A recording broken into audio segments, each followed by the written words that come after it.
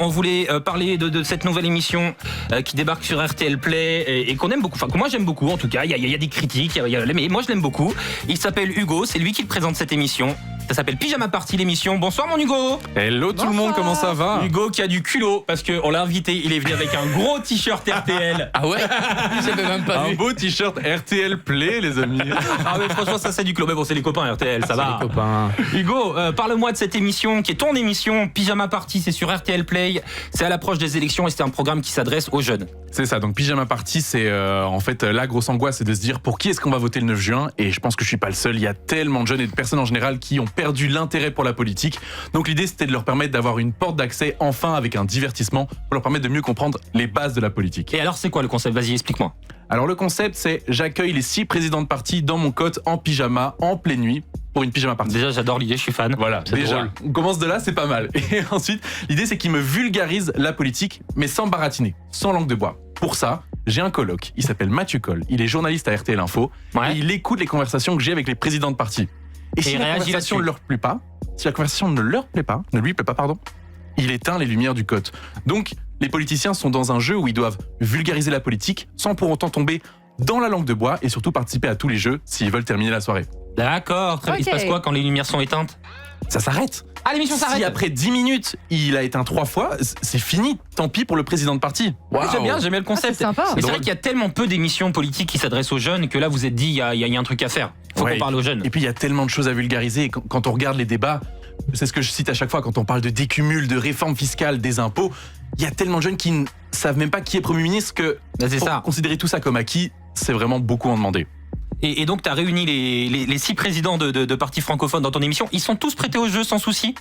Alors forcément, il y en a qui sont plus aptes à l'exercice Parce que qu'il fallait d'autres. quand même se mettre en pyjama. Donc Il fallait se mettre en pyjama. Mais tu sais quoi, le pyjama, c'était leur plus grosse angoisse. tu m'étonnes. Et en fait, ils arrivent et après 2 minutes, on leur pose le pyjama. Donc ils se retrouvent avec encore 1h30 où ils savent pas ce qui va se passer et ils sont isolés, on est en pleine nuit. Donc je pense que la vraie angoisse, elle a dû arriver au moment où ils se sont dit bon, bah je suis en pyjama. Qu'est-ce qui va se Il va passer? falloir rentrer quoi. C'est vrai. Lequel était le plus détendu? Alors le plus détendu, je pense que c'était Raoul Edebo. Je pense Ok. que c'est quelqu'un qui sait se rendre divertissant et donc il a sauté littéralement dans tous les jeux que je lui ai proposés. On a fait du rap, on a joué au Monopoly et pendant qu'on joue au Monopoly, je dis ah le Monopoly c'est un jeu de capitaliste et puis il fait bah oui pour un communiste c'est pas dingue. Donc, vraiment il était à fond dans l'exercice, un vrai showman. Et le plus stressé alors?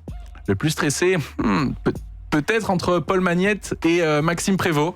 Après Paul Magnette, franchement pour le coup. Voilà, c'est le plus âgé des 6 présidents de partis francophones qui soient venus et il s'est prêté à l'exercice, mais à sa patte. C'est pas quelqu'un qui va commencer à se la jouer faux youtubeur, etc. pour plaire aux jeunes. Il a son côté professeur, Ouais. très calme, il sait vulgariser, il sait expliquer quelque chose et ça fonctionne dans l'émission. Est-ce qu'il y en a un qui t'a déçu ou pas? Qui a pas voulu faire les happenings que t'avais en tête? Non, pas déçu, ils ont tous joué vraiment le jeu à fond. Et ce qui est marrant surtout, c'est vraiment qu'à chaque fois, ils sont hyper réticents, mais à terme, on a fait tellement de choses que tu penserais même pas possible de la part de politiciens. Enfin, c'est dingue comme expérience à vivre. Ah, tu m'étonnes. Mais même toi, t'as dû être stressé Ah ouais. à préparer cette émission parce que tu te retrouves pas face à n'importe qui. C'est quand même des gens très habitués, qui ont beaucoup de bagou, qui ont de la Ils maîtrisent, répartie. Ils maîtrisent, Il faut ça savoir, c'est clair. faut assumer face à eux. Mais pour tout vous dire, comme j'étais à plusieurs étapes de l'émission, on était à l'écriture, on était à la logistique, à la production, au montage. J'avais même pas la tête à me dire, à être stressé d'être face à eux parce qu'il y avait tellement de choses à penser et la seconde d'après, tout le planning était en tête que au final l'idée c'était que l'émission se passe au mieux et j'ai même pas eu le temps d'être intimidé en fait. C'est surtout ça. T'es fier du résultat? Je suis hyper content et surtout des retours. Voilà, Ouais, notre vous aviez- cible, les jeunes, je reçois tellement de DM de gens qui disent bah merci, enfin une émission politique que j'ai pu regarder Bah, jusqu'au c'est ça. bout. Et ça, c'est le plus beau des Ça compliments. change des débats interminables qui Voilà. finissent plus et qui sont irregardables à la télévision. Et ce qui est marrant, c'est que les plus grosses critiques, elles viennent des gens qui sont pas forcément la cible. Elles viennent des chevronnés de la politique. Elles viennent de ceux qui, justement, n'ont pas ces codes-là, sont dans quelque chose T'as eu qui des est très politiques terre à terre. qui t'ont dit, qui t'ont envoyé des messages ou je sais pas, qui ont contacté RTL pour dire c'est de la merde, enfin le faites pas, ou c'est pas Non, normal ça- de voir des politiques comme ça. Non, ça pas, mais c'est marrant parce qu'ils étaient tellement curieux du résultat que dans mes DM, j'ai eu les 6 présidents de partis francophones non-stop. Ah, et ça va, et je rends bien, et ça donne bien, c'est cool. Donc Ça, finalement, c'est ils ont vraiment, été contents de l'avoir fait. Ah ouais, franchement, je pense que c'était une expérience à vivre. C'était vraiment l'interview insolite. Et j'espère qu'à la fin de la campagne, ils pourront dire, mais Pyjama Party, c'était peut-être le plus improbable que j'ai pu vivre comme interview, quoi. C'est quoi le happening le plus fou? Parce que t'as fait des happenings avec chaque candidat, le plus ouf que t'aies fait. Celui vraiment, tu t'es dit au début, pas sûr que ils acceptent, mais j'y vais quand même. Forcément, moi, tout ce qui était les happenings de Paul Magnette, je me suis dit dans quoi est-ce que je vais l'embarquer, qu'est-ce qu'il va accepter, parce que forcément celui qui paraît le plus fermé. Donc j'avoue que j'étais pas peu fier du jeu de mots Paul Magnétisme, où je l'ai mis assis en tailleur dans le canapé, je lui ai mis un pendule et je lui ai demandé de penser à différentes choses. Le pendule analysait ce qu'il disait, mais sinon, il s'est passé tellement de trucs de fou. Raoul Debeau qui rappe avec une chaîne en or autour du cou, Georges-Louis Boucher qui danse sur Toxic de Britney Spears. J'avoue. Je veux dire, Raja, tu as fait quoi, Raja et Mawan? Raja Mawan, on a joué à FIFA. Raja Mawan. Et elle m'a battu à FIFA. Tu t'es fait taper par Raja? Ouais. Bon, après, elle avait le Bayern, j'avais Charleroi, relativisons. Mais c'est clair qu'elle a été, c'est bon, elle a été puissante.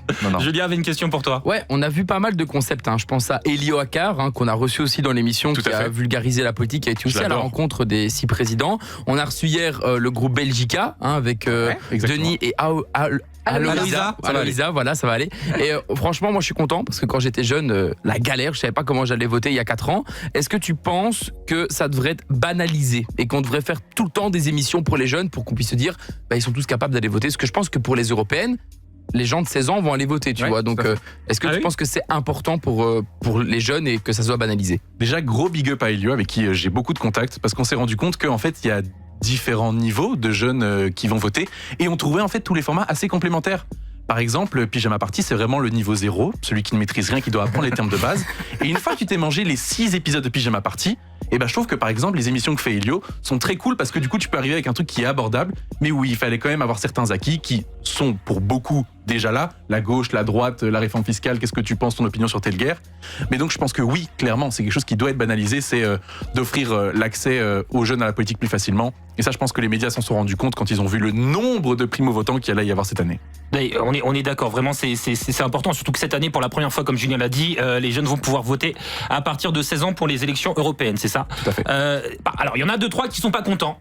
Notamment chez Quotidien en France, je sais pas ce qu'ils sont venus de quoi ils se mêlent, les amis de chez Quotidien. Voilà, l'émission d'Yann Barthès et notamment Julien Belvert. En gros, si vous connaissez pas, c'est le bouffon d'Yann Barthès, voilà, pour résumer. Et ils ont dit ça. Il a dit ça. En Wallonie, où d'autres programmes politiques un peu particuliers existent aussi pour intéresser les jeunes, comme inviter les politiques à une pyjama party. Ça se passe dans le logement étudiant d'Hugo, un youtubeur de 21 ans qui ne connaît absolument rien à la politique. On m'a dit tenue décontractée. T'es décontracté en jean. Mais tu dors comme ça, tu es en pyjama, tu te mets en pyjama. Voilà, petite séance d'humiliation, les patrons de parti doivent se changer. Stylé ou pas? Voilà. Franchement, au top.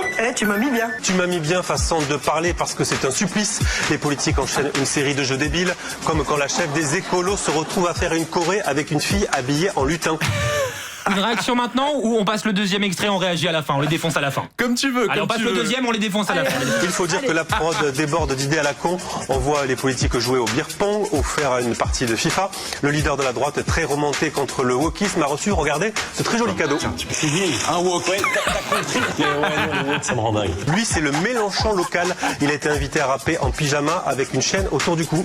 Appelle-moi Raoul, je gueule dans le micro quand entouré de la foule. Désolé, mais c'est hilarant. Je fais Raoul part en live. Pour RTL, je fais Raoul part en rap. Mais moi je suis mort, mais j'entends ça, mais j'ai envie de le regarder en replay, Pyjama Party. Qu'est-ce que tu leur réponds à Quotidien, qui clairement a un petit côté bobo et là qui juge, et en plus qui te juge toi, qui est un jeune animateur qui débute, t'as 21 ans, voilà, t'as tout pris là, franchement. Écoute, tu t'en es pris plein la gueule. Écoute, je vais te dire, pour être tout à fait franc, c'est même pas pour faire semblant ou pour vraiment passer la crème, j'adore Quotidien.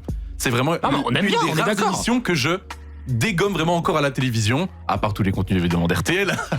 C'est bon, c'est pas le suceur.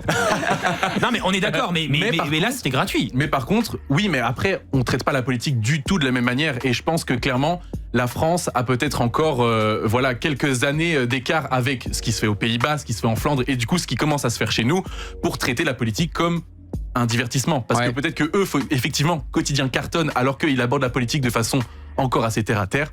Dans beaucoup de pays comme chez nous par exemple, c'est encore très compliqué de considérer la politique sans avoir des contenus plus divertissants.